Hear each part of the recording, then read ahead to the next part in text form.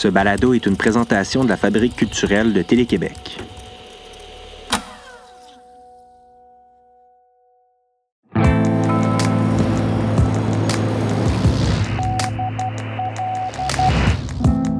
Le camion roule, sa vitesse le trahit. Il cherche une lumière dans la nuit. Depuis notre studio de radio mobile, quelque part en Outaouais, vous écoutez Signal Nocturne.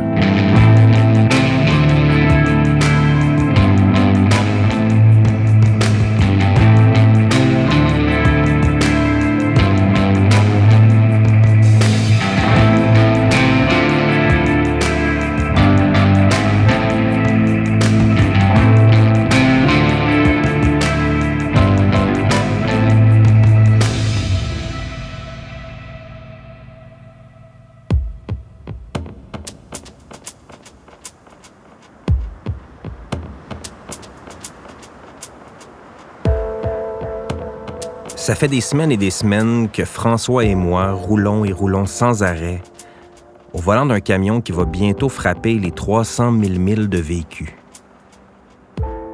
J'ai toujours eu l'impression que la nuit, tous les chemins sont gris. Les routes sinueuses de l'Atlantique, les interstates du Nord-Est et les lignes droites des prairies ont fini par prendre la même forme, devenir les mêmes petits bouts de rêve dans un seul territoire nocturne. Habité par des noctambules, des camionneurs, des musiciens de tournée, des livreurs et autres personnages tellement caractériels, plus grands que nature. Mais là, les routes n'ont jamais été aussi désertes. Le ciel n'a jamais été aussi noir. Les arbres et leurs ombres ont un effet hypnotisant qu'on a de la difficulté à combattre. Je vois des lignes blanches qui se croisent et se recroisent. Le sommeil nous vient plus facilement quand on se sent bercé par l'asphalte chaud et noirâtre de la nuit. Tout ça nous rend toujours un peu plus aptes à entendre plutôt que voir, à écouter plutôt que de parler et à prendre le temps de réfléchir. Ce soir, on se laisse porter par la voix de la jeune Emmanuelle Gingras dans Ceux qui se sont évaporés, un texte de Rebecca de Raspe. On va vivre un moment d'une rare intensité avec Madra de Francis Poet, traduit par Marc-André Thibault. Les questions de parentalité évoquées dans ces deux extraits seront mises en relief avec un moment d'archives de Gilles Latulippe. Et je vous propose aussi un instant de poésie musicale avec l'auteur-compositeur-interprète janois, Gab Bouchard. On commence avec un extrait d'une autre pièce de Fanny Britt qu'on a entendue il y a quelques émissions, mais cette fois écrite en solo. Hurlevent, une œuvre librement inspirée du roman Les Hauts de Hurlevent d'Émilie Brontë. Dans ce collage de 2 tableaux que Fanny nous a préparés, on se retrouve dans la salle de cours de Marie-Hélène, une enseignante incarnée par Catherine Trudeau.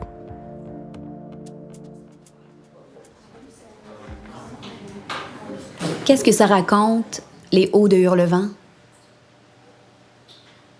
Ça raconte une passion ou ça raconte une maladie mentale? Comment on fait la différence entre les deux? L'amour sans la fusion, c'est possible? C'est souhaitable? Ou c'est conformiste, tiède et drabe? Quelqu'un? Non? Vous êtes gêné. Ça durera pas. Rendu à la mi-session, vous allez me manger des ramen d'en face, puis vous allez sexter à bouche que veux-tu dans mon cours. Mais là, je comprends, on se connaît pas. Sauf 2, 3. Émilie. Édouard, plaisir de te voir faire monter le quota de présence masculine dans la classe. Ah, Isa, salut.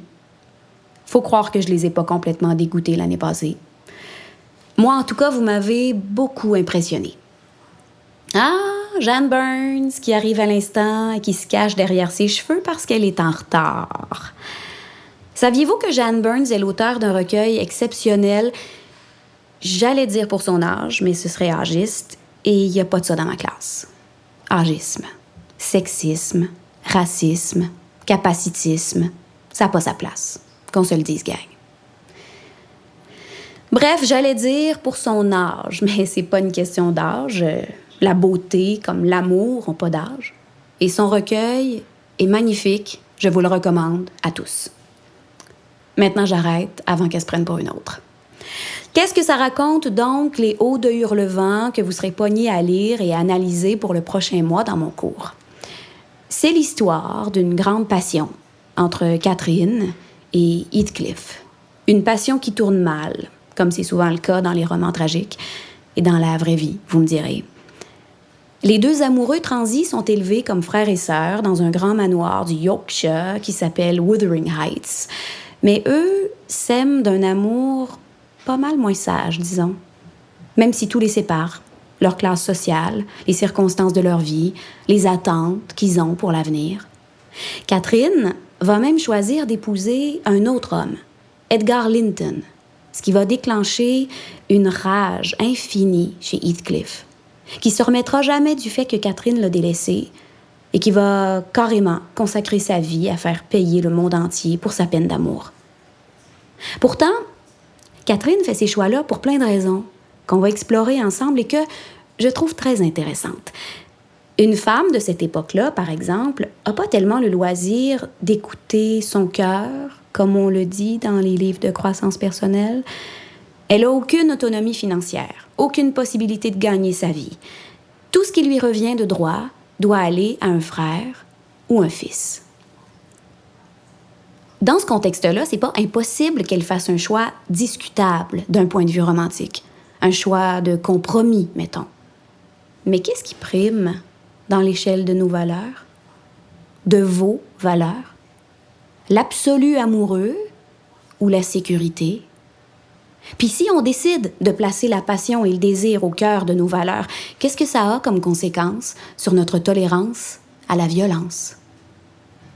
Crime d'amour, meurtre passionnel, drame conjugal. Ça devient presque beau, dit de même, non? Non.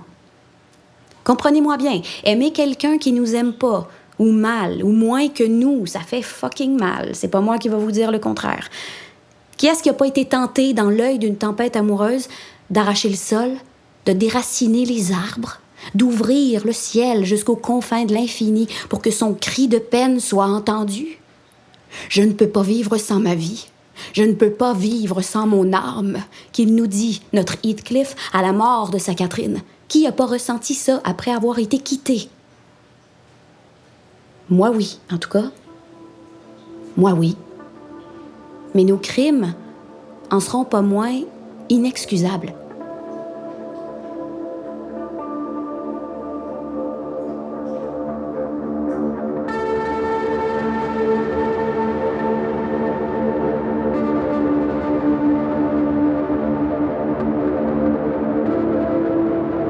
Je fais une prière. Je la répéterai jusqu'à ne plus savoir remuer la langue. Puisses-tu ne pas trouver le repos tant que je vivrai. Puisses-tu errer dans la tourmente pour l'éternité.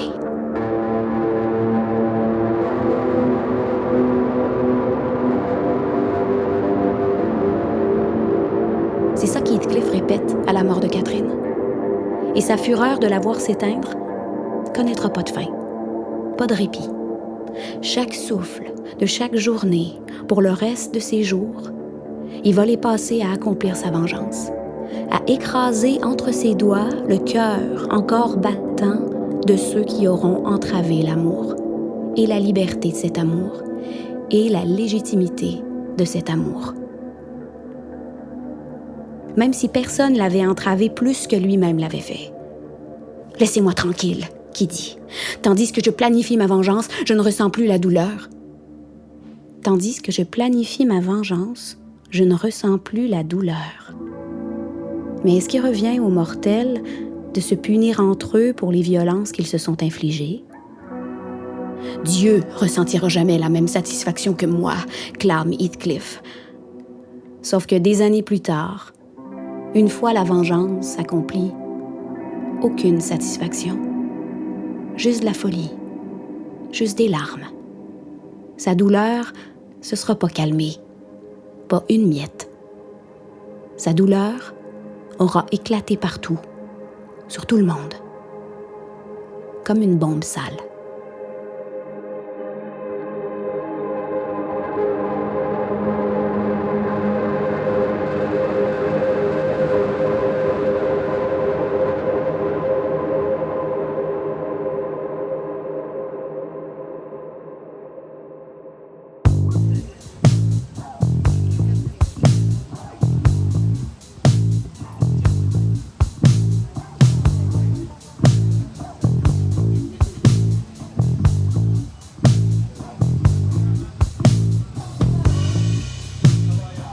Pour la prochaine œuvre, j'ai envie de vous citer l'auteure Rebecca de Raspe à propos de son texte « Ceux qui se sont évaporés ».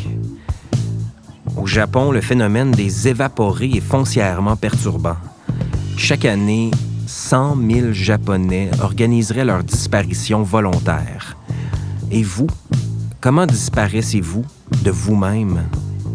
Que feriez-vous avec la mise en scène de votre vie si vous pouviez en redessiner complètement les contours? Dans l'extrait qu'on va entendre, Nina, qui est la fille d'Emma, qui est partie sans laisser de traces, s'adresse donc à cette mère disparue il y a plusieurs années.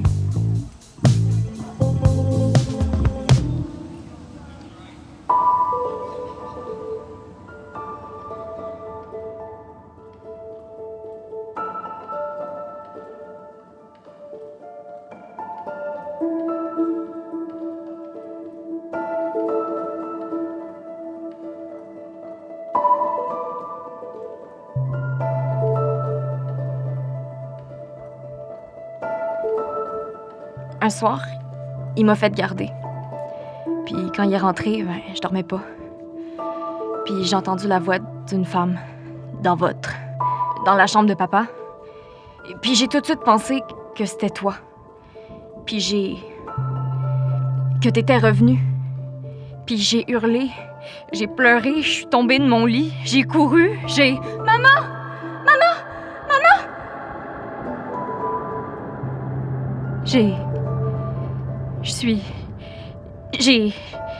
Je suis rentrée dans la chambre de papa. Maman!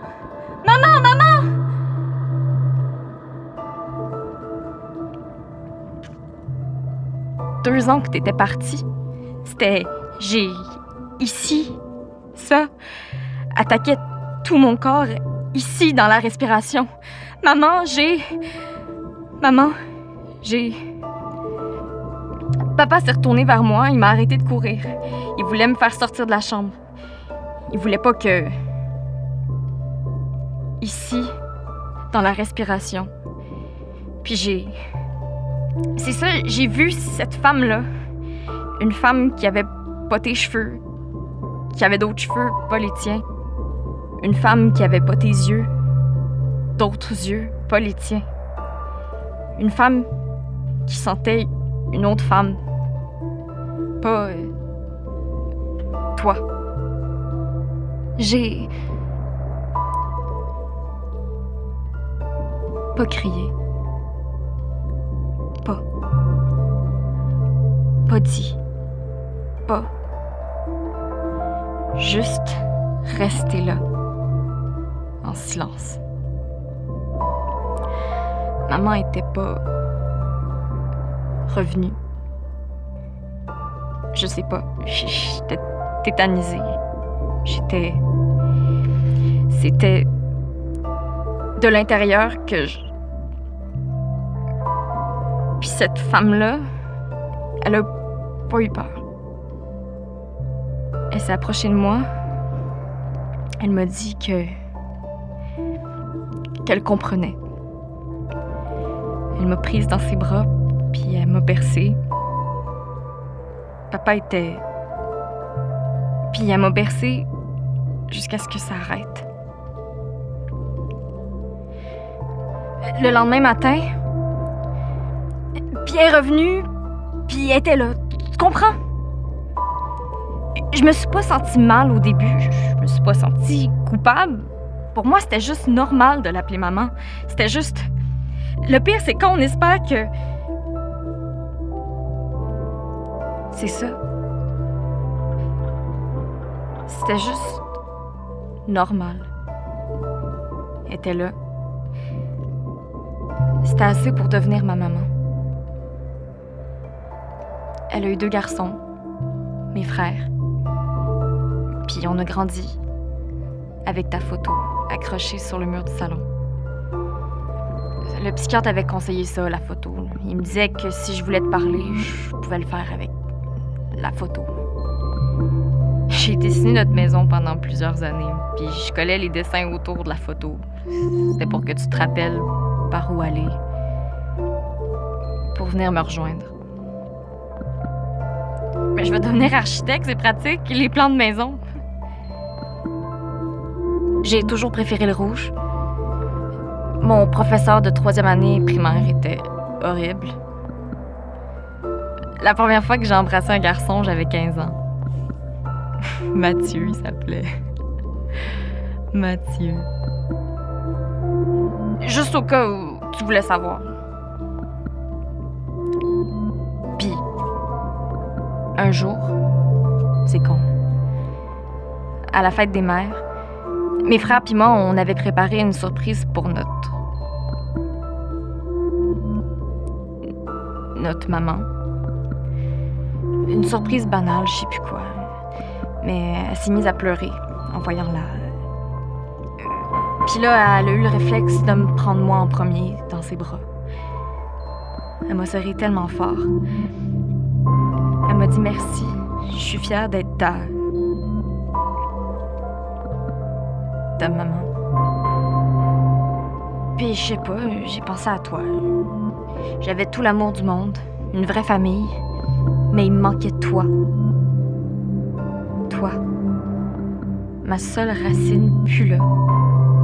Il y avait toujours toi partout, dans tout ce que j'étais. Il y avait toujours toi qui était pas là. D'un côté, j'ai jamais manqué de rien.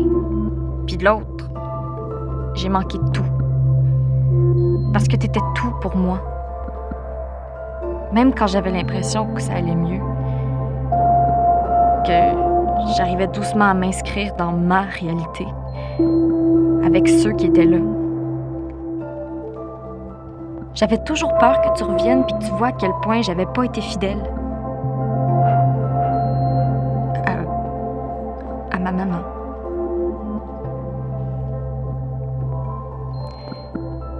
Puis en même temps, j'avais toujours peur que tu reviennes pas.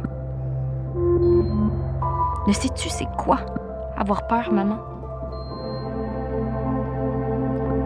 Mais c'est la culpabilité, le pire.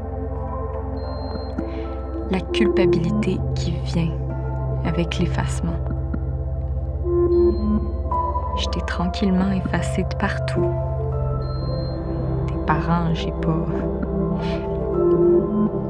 Mes grands-parents sont devenus ceux de l'autre femme. Tes parents, j'ai pas pu. J'aurais voulu, mais j'ai pas pu. Tu comprends? J'ai effacé tout. Quand j'ai su que t'existais, quand j'ai eu l'impression de t'avoir déshonoré, de t'avoir arraché de ta vie, que c'était ma faute. Est-ce que c'était ma faute? Est-ce que c'est moi qui... Je sais pas. Je saurais jamais, hein, maman. On sait pas ces choses-là. On peut pas savoir quand il y a pas de réponse. On peut juste faire des hypothèses. Quelque chose en moi savait que tu vivais, mais c'est ça.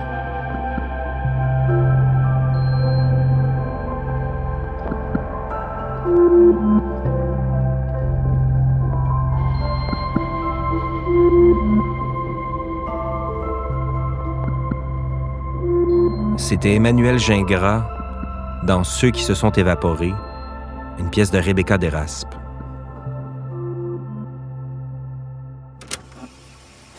Moi qui me flatte de temps à autre, comme comique, d'avoir un certain timing, parce que c'est essentiel. Quand mon fils est né, j'ai manqué de timing, mais là, à chaque coup. Là-bas, je jouais au cabaret. Ça a été mon dernier cabaret. J'ai dû aller reconduire ma femme à l'hôpital rapidement parce qu'il fallait que j'aille jouer. Alors, j'ai fait l'entrée rapidement comme ça, je l'ai amené dans la chambre et je suis parti. Bien sûr, j'aurais aimé rester, mais il fallait que je parte.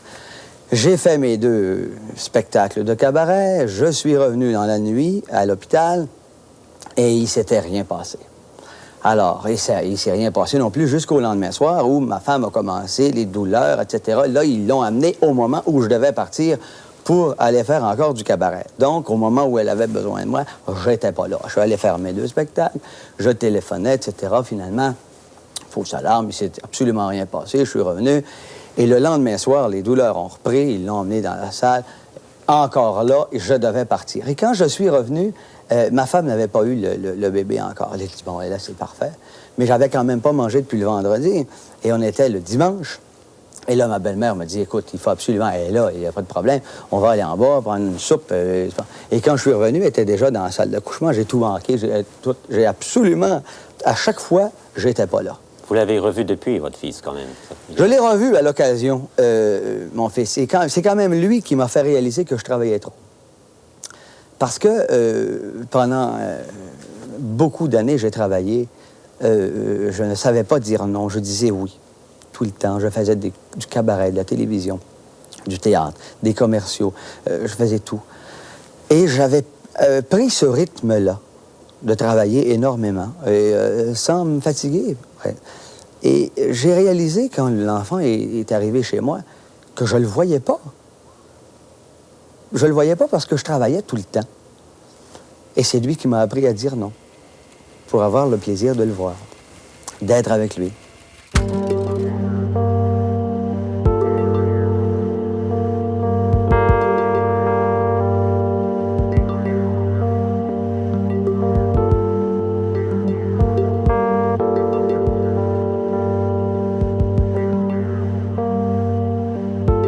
On vient d'entendre Gilles Latulippe dans une entrevue diffusée à Radio-Québec en 1979.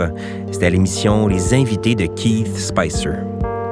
L'homme derrière le Théâtre des variétés qui discutait ici de l'importance du rythme et du timing dans nos vies, pour le citer, nous a quittés en 2014.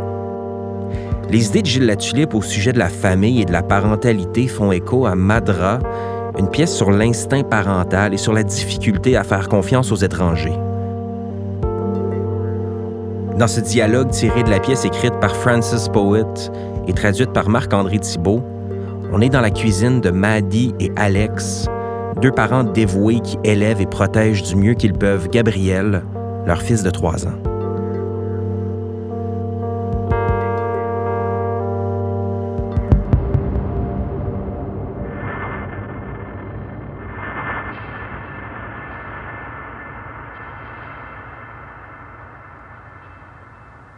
Qu'est-ce qui se passe? Il se passe rien? Ta journée a bien été? J'oublie tout le temps de te demander comment a été ta journée. Gabriel dort. On peut parler. Je sais qu'il est tôt, mais il était crevé. Comment il va? C'est quoi déjà son nom? Y es-tu encore pogné sur ses conspirations? Mais qu'est-ce qu'il fait là, le siège à Gabi? J'ai pas fait le souper. On n'a rien ici. On est allé magasiner, mais Gabou voulait pas porter la laisse. Ça fait qu'on est revenu. Je sais que t'aimes pas ça quand je le tiens à laisse, mais c'est pas toi qui es avec lui à longueur de journée. T'as mangé quoi à midi? Arrête de fixer le siège. Enlève ton manteau, moi, là. T'as l'air... On dirait que t'as trop de couches avec ton manteau. Pourquoi les gars, ils savent jamais quand ils ont chaud? Marie? Non! Je veux pas te le dire.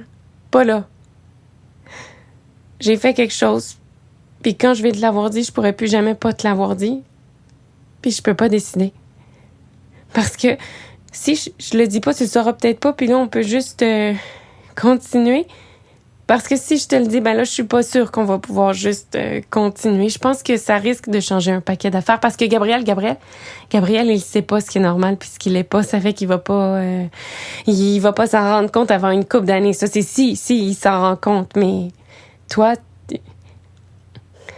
Tu veux-tu que je te le dise? Ou on devrait-tu juste laisser ça de côté? Si ça sort, on va le savoir tous les deux qu'il y a un problème, tandis que si je le dis pas, on peut, tu sais, juste faire semblant. T'as-tu faim? Je devrais avoir faim, mais... T'as tellement l'air sérieux. Arrête d'avoir l'air aussi. Arrête d'avoir l'air. Arrête! Maddy! Tu vois-tu la marque sur mon bras? Ici? J'étais pas plus vieille que Gabou. Maman puis moi, on avait fait un gâteau. Je venais de finir de lécher les cuillères, le bol, la spatule, puis elle est sortie de la pièce. Je voulais voir si le gâteau était prêt. Ça fait que j'ai ouvert le four, puis j'ai mis ma main pour toucher le gâteau, pour voir si ça rebondissait pareil, comme ma mère faisait. Mais mon bras a touché l'élément, puis je l'ai plus jamais refait. Les brûlures, ça guérit. Des fois, ça laisse des marques, puis des fois, non. Mais j'ai appris... Qu'est-ce que t'as fait? Sois pas fâché! Si en partant t'es fâché, je peux pas te le dire si t'es fâché. Je veux juste qu'il soit en sécurité. T'étais tellement désolée l'autre jour. T'étais désolée qu'il ait réussi à ouvrir la clôture. Désolée de pas encore avoir changé l'hostie de loquet. Désolée d'avoir été en train de remplir la pâte augeuse puis que t'avais pas un œil dessus. Désolée de l'avoir tellement excité en lui disant qu'il serait bientôt capable de monter sur un vélo qui a voulu y aller tout de suite. Mais t'étais pas désolée pour une affaire, par exemple. L'avoir laissé tout seul avec ce gars-là qu'on connaît pas puis qui puait la dope. C'est pour ça. C'est pour ça que je veux garder Gabou proche de moi puis tout le temps l'avoir à l'œil. Tu parles de faire confiance à tes tripes. Ben, Gabriel, je l'ai porté dans mon ventre puis à part quand il est avec moi, tout ce que je sens, c'est du vide. Mais je le sais, là. Mais je le sais dans ma tête. Je le sais que c'est pas correct, là. Je peux pas être avec lui tout le temps. Il faut que je le laisse passer du temps avec toi, avec ta mère, pour lui, puis pour toi. Mais ça me met dans une situation difficile. Tu comprends-tu? Comment je peux le garder en sécurité quand je suis pas là si les gens qui s'en occupent sont pas capables de voir qu'il y a du monde pas correct? Ça fait que j'ai pris une décision. Fallait que je trouve un moyen d'y apprendre qu'il y a du monde méchant. Mais c'est ça. C'est ça, être parent, hein? Tu le sais qu'il y a des choses qu'il faut que tu leur enseignes, mais tu sais juste pas c'est quand le bon moment, puis là, tout à coup, bang, il y a une opportunité, puis tu te dis, là, c'est ma chance, il m'écoute. Puis il faut pas que tu laisses passer cette occasion-là de lui enseigner, sinon tu vas le regretter. Puis c'est arrivé. Aujourd'hui. Il y avait un article dans le journal de dimanche sur le tourisme sexuel. Il y avait une photo d'un pédophile, un acteur anglais. Gabriel a regardé par-dessus mon épaule puis il a dit « C'est qui ça, maman? » Puis là, j'ai caché la photo. J'ai caché la face de l'hostie de crosseur pour qu'il puisse pas faire de mal à mon petit gars. Puis là, je me suis dit « Fais pas ça. Apprends-lui. Garde-le en sécurité. » Ça fait que j'ai enlevé ma main sur la photo. Puis Gabriel pensait que c'était un jeu, puis il a dit « Coucou, monsieur drôle. » Je suis restée vraiment calme, puis je lui ai dit « Gabriel, c'est pas un monsieur drôle. Ce monsieur-là, il est méchant. Ce monsieur-là, il a fait des choses méchantes à des petites filles. Si jamais tu vois un monsieur comme ça, tu pars en courant. » Puis là, je me suis dit que c'était pas la bonne façon d'y apprendre. Gabriel, il est pas en danger avec ce gars-là. Il y a rien dans l'article qui disait qu'il avait abusé de petits gars. Il avait abusé de petites filles, mais jamais de petits gars. Ça fait que pendant que Gabou faisait sa sieste, il était fatigué aujourd'hui, là. Je suis allée sur Internet puis j'ai trouvé un site qui parle des pédophiles. Avec leurs photos. Des fois avec leur adresse aussi, c'est un super bon site. Pas mal de détails sur leurs crimes. Ça fait que tu sais qui a violé des petits gars, puis qui a violé des petites filles, puis qui a violé les deux. Ça fait que quand Gabou s'est réveillé, j'ai dit « Gabou, on va jouer un jeu, OK? Et je vais te montrer des photos de méchants monsieur, puis tu vas pouvoir te rappeler de leur visage, puis jamais t'approcher de quelqu'un comme ça, OK? » Mais là, il trouvait que ça avait l'air le fun. Fait que je me suis trompée. Parce que j'aurais jamais dû dire que c'était un jeu, parce que c'en est pas un, hein? Puis là, il riait, puis il disait des affaires comme « Salut, monsieur face sérieuse », puis je savais que ça marchait pas. Ça fait que je me suis dit qu'il fallait qu'il associe ces faces-là avec la douleur, tu sais, un peu comme les chiens de Pavlov. Ça fait que je me suis arrangée pour qu'il regarde vraiment bien les faces, puis là, je le pinçais fort. Mais il aimait pas ça, c'est sûr. Puis là, il arrêtait pas de bouger, puis il regardait plus les faces. Puis ça marchait pas, ça non plus. Ça fait que j'ai enlevé le siège de l'auto, je l'ai attaché dedans, puis j'y tenais sa tête droite pour l'obliger à regarder. Puis là, je me suis dit que si on voulait que ça marche, pincer, c'était sûrement pas assez efficace. Hein? Ça fait que j'ai craqué une allumette, puis je la collais sur sa main pendant qu'il regardait les faces. Il sortillait, il pleurait, puis je pleurais moi aussi, c'est sûr, mais... Une fois qu'il a vu toutes les faces, j'ai mis de la glace sur sa main, j'y ai mis un bandage, puis je l'ai serré fort pendant qu'il regardait Sam le pompier.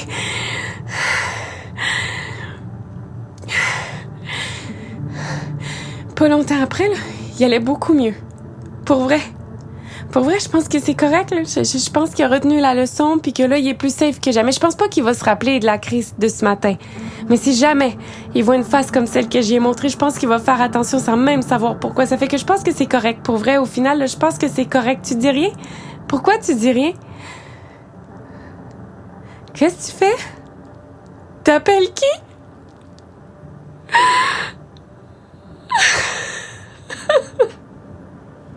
Salut, maman, c'est moi. Écoute, j'aurais besoin que tu viennes chercher Gabriel pour la nuit.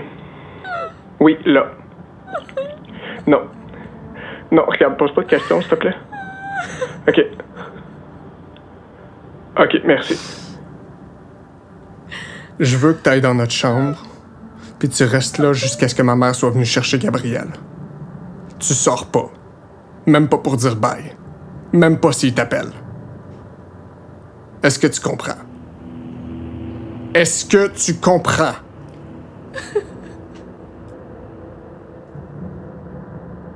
C'était Sylvie Demorest-Noguera et Marc-André Thibault dans Madra, une pièce du théâtre Bistouri.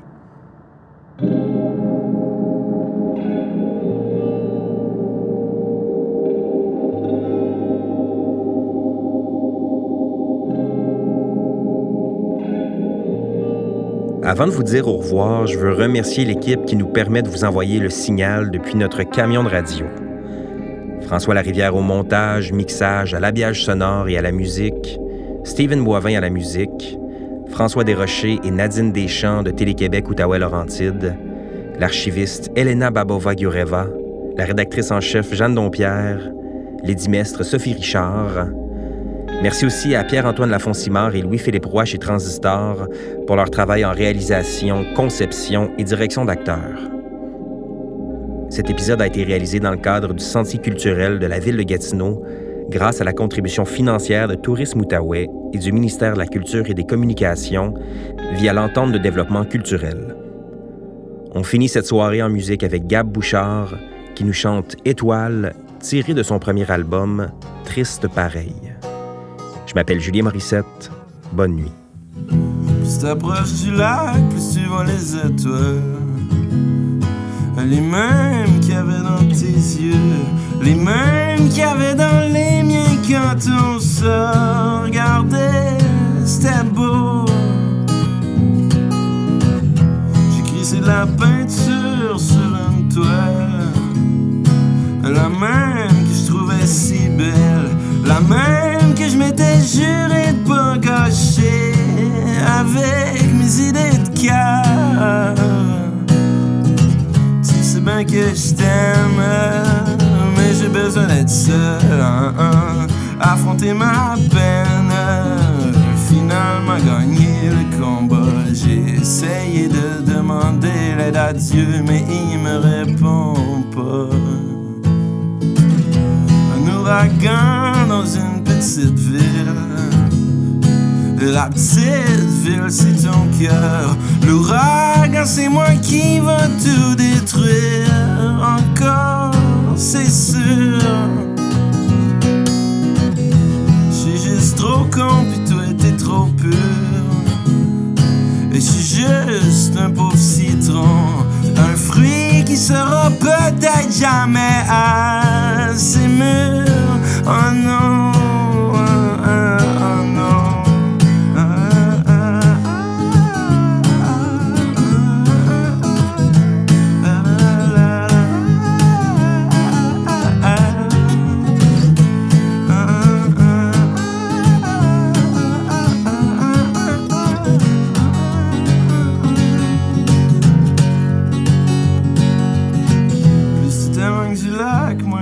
Les étoiles, les mêmes qu'il y a plus dans tes yeux, les mêmes qu'il y avait dans les miens quand on se regardait.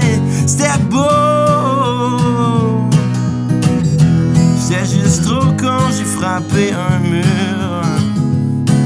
Ma gueule contre le béton, mon cœur comptait bien passer au travers, mais c'était trop dur. Tu sais bien que je t'aime, mais j'ai besoin d'être seul.